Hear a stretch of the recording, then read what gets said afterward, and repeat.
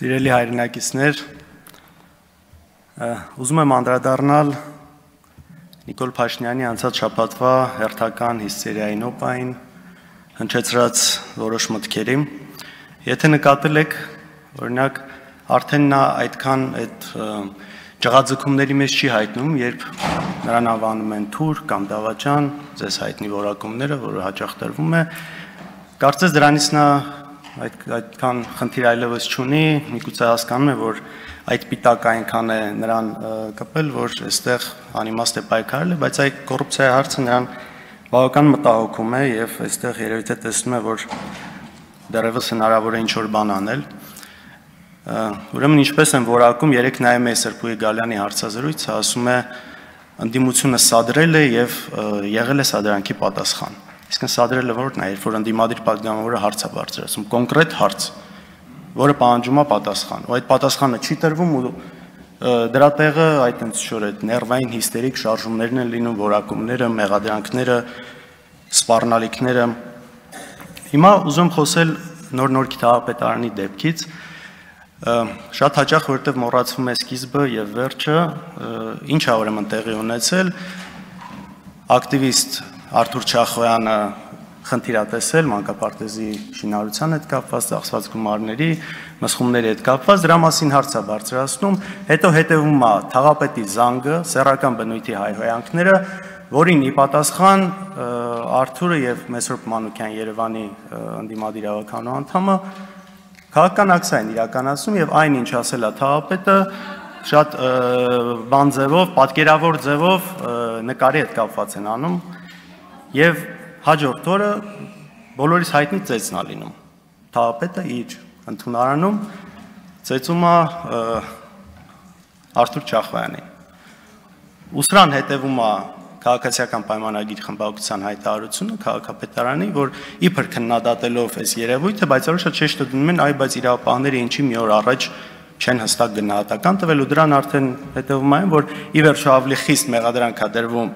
ծեծվողի վրա, քան այն մարդու վրա, ով ծեծել է։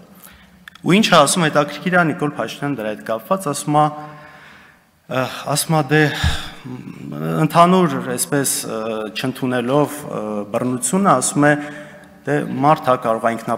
ինքնատիրապետումը կորցնել։ Հիմա օրինակ երբ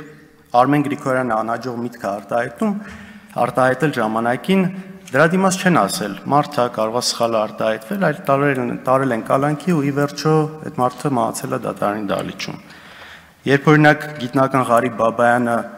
բորբոքվել է ադրբեջանցիների հետ ադրբեջանական ակցիայից Հայաստանի Հանրապետության հրապարակում, չեն ասել մարդը տուն-տեղ կորցրած, ամեն ինչ կորցրած ու սխալ բան չի էլ ասում, այլ կալանքի միջնորդություն են ներկայացնում, անում են դատարան։ Երբ որ Վազգեն Սաղաթելյանն ու Նարեկ Սամսոնյանը եթերից խոսում են YouTube-յան ալիքով բավական բաց իշխանությունների մասին, չեն ասում, մարդեն ի վերջո էլի սխալ բան երևի թե չեն ասում, այլ տանում են կալանքի, մի հատ էլ sense դեմքը սեղմելով ասֆալտին այդ ձևերով։ Կա Սարգսի Օհանջանյան եւ Նարեկի Մութաֆյան դեպքը, նույն ձև դատավորին ասել են օրինակ դուք ձեզ համարում եք Նիկոլ Փաշինյանի որակումները ընդունում եք, վնգստացող դատավոր համարում եք, տարել են կալանքի, 2 ամիս կալանք, մինչև հիմա էլ կարծեմ գործը գնում է։ Զոհվածի ծնողի հետ կապված դեպքը, իմ հետ կապված դեպքը, որ չեն ասում, հետ ենք պատտվել խաղաղցույցի ընթացքում, հասկանանք լացող աղջկա ձայնը ինչից է գալիս, չէ, ոստիկանական մեքենայի մեջ խոշտանգում, հետո կալանք, հետո մնացած գործերը։ Հիմա այս ամեն ինչի վերաբերյալ ասում են դե մարդ է։ Քննչականի ղեկավարն էլ լուրջ դեմքով երեք փորձում էր համոզել, որ ծեծը ավելի թույլ հանցանք է, այն ինչ արել են իրենք ավելի թույլ հանցանք է, քան օրինակ Սամվել Վարդանյանի դեպքը։ Հասկանում եք, սա լուրջ չի, այս երկակի ստանդարտները ուղղակի ճճացող են։ Ուզում եմ խոսել բանավեճի հետ կապված, անընդհատ երբ որ Նիկոլ Փաշինյանն ասում է նախագահները թող գան բանավիճեն։ Այս առաջարկ անելով Նիկոլ Փաշինյանը շատ լավ հասկանում է, որ խելքը գլխին մարդը չի գալու չի բանավիճելու, որովհետև ու դրանով ուզում է ցույց տալ, որ այ տեսեք, եթե չեն գալիս, ուրեմն ես ճիշտ եմ։ Այսինքն դուք լուրջ մտածում եք, որ օրինակ հայրս, ով 2008 թվականից նախագահ չի հանդիսացել, պետք է գա եւ բանավիճի նրա շուրջ, թե 2023-ին Արցախը ով է հանձնել։ լավ սա դուք լուրջ եք համարում։ Կամ այսինքն լուրջ մտածում եք, որ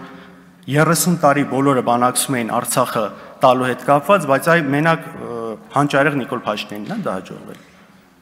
Արցախը տալու համար ընդամենը պետք է անել այն, ինչ դուք արել եք, ճանաչել այն Ադրբեջանի կազմում։ Պատկերացրեք, օրինակ ինչ որ մեկը ասում է լուսնի վրա կյանք կա, այ գիտնականներ, աստրոֆիզիկներ, եկեք բանավիճենք դրա շուրջ։ Նրանք ասեն, ու դու հիմար չես։ Ու ինքը ասի, այ տեսակ իրանք չեկան, ուրեմն ես ճիշտ էի։ Ասում է ամեն գյուղ գնում եմ, ամեն տեղ գնում են, ասում են ինչի Քոչարյանը նստած չի։ Դուք գիտեք մեզ ինչ են ասում, ինչ որ տեղեր են գնում։ Ասում են, այս անհայրենիք դավաճանների միջև հիմա ոնց է ազատության մեջ են մի բան էլ շարունակում են իշխանության մնալ։ Բայց ի տարբերություն շատ ասածների, այստեղ Նիկոլ Փաշինյանի ասածի մեջ ճշմարտություն կա եւ դա ունի պատճառ։ Ինչն է պատճառը, որովհետեւ տարիներ շարունակ շատ երկար, շատ մեծ ստի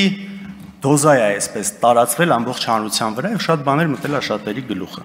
Եվ որ իրանց խմբակցության ԿՊ խմբակցության ղեկավարն ասում է մենք դրա հետ կապ չունենք, չէ, ունեք դուք կապ։ Նույն 4 միլիարդի հետ կապված, չգիտեմ, բանկեր, օդանավակայան, հանքեր, սպայկա, հիվանդանոց, ինչ սուտ ասես տարածվել է։ Ես չգիտեմ, մեր նորանկախ պատմության շրջանում ավելի շատ սուտ ու կեղծիկ ու sense դեմոնիզացիա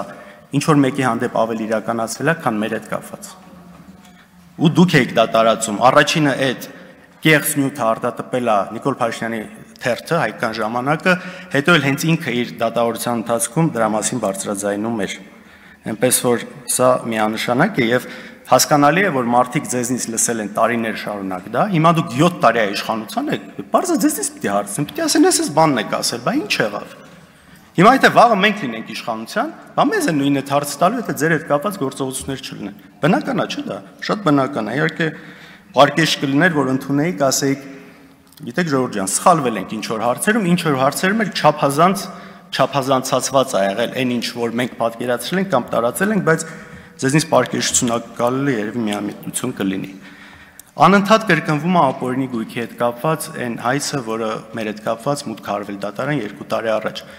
Ժողովուրդ, ուզում եք ամեն անգամ կրկնեք սկզբից մինչև վերջ, վերջից սկիզբ, թվերը տարբեր ձևերով, դրանից էությունը չի փոխվում։ Այն ինչ դուք տարիներով մարդկանց ներարկել եք, առնվազն 50-ից 100 անգամ ավելի քիչ է, քան ինչ փաստացի կա։ Իսկ փաստացի կա այն, ինչը մենք միշտ ասել ենք, խոսել ենք, մեր անունով ա եղել, ոչ մի հանցավոր ճանապարհով ձեռք բերված որևէ գույք չկա եւ չկա գետ մեկ լումա, որի օրինական բացատրությունը մենք չունենք։ Ապօրինի գույքի էս օրենքի մասով, որ ասում են այ ինչի են վիճարկել ՍԴ-ում։ Կա լուրջ խնդիրներ եւ ՍԴ-ի որոշումը դրա մասին է խոսում, ինչքան էլ չեք ուզում ընդունել, իհարկե ձեր այդ բռնազավթած ՍԴ-ն է, բայց նույնիսկ իրենք չեն կարողացել այս մասով ինչ որ բաներ կա շրջանցել։ Օրինակի համար ասեմ, որ կան ընկերություններ, որ ասում են մարդ 7000 մեր գործով չէ, ընդհանրապես 7500 դրամ օրինակ չի ունեցել ՍՊ-ում ՍՊ բացելու համար։ Ու հետեւաբար այն ինչ աշխատել է այդ ընկերությունը համարում են ապօրինի։ Այ այս կարգի աբսուրդային կետեր կան այս ամեն ինչում։ Մեկ էլ մի բան, որ անդադ ասում են, ինչից խոսում ենք անիվ կլինի, Արցախ հանձնել կլինի, սահմանազատում կլինի, ասում են, իրանք դրանից խոսում են, որովհետև խնդիր ունեն իրենց ունեցվածքը պահելու համար։ Սիրելի հայրենակիցներ, ունեցվածքը պահելու համար կամ պիտի խելոք վերընկնես տեղդ, փորձես լեզու գտնել իշխանությունների հետ, կամ պիտի ամեն ինչ վաճառես, թողնես գնաս։